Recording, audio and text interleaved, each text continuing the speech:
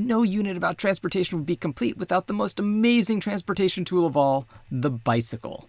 Joule for joule, it is the most efficient way to move around, and we'll figure out why. In Lesson 5.12, we introduce the phenomenon.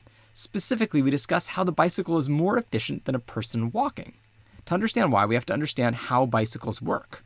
A handout guides students through their first activity where they draw a bicycle. They use their drawings to make a concept map to show the different subsystems that make up the overall bicycle system. Finally, students have a whole class discussion about the system diagrams and discuss similarities and differences in what they drew, as well as why a systems diagram would be helpful in understanding why a bicycle is so efficient. In Lesson 5.13, a worksheet guides students through figuring out what forces are involved when a person pedals a bike. How do the forces like friction on the bicycle compare to the forces on other modes of transportation that are all less efficient?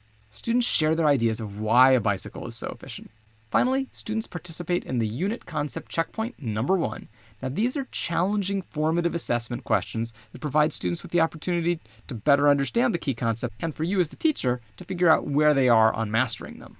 In Lesson 5.14, students recall what they did to improve the drag racers. They reduced friction. And why bicycles are so efficient. They have very little friction. So this lesson takes things to the extreme. Could we eliminate friction completely?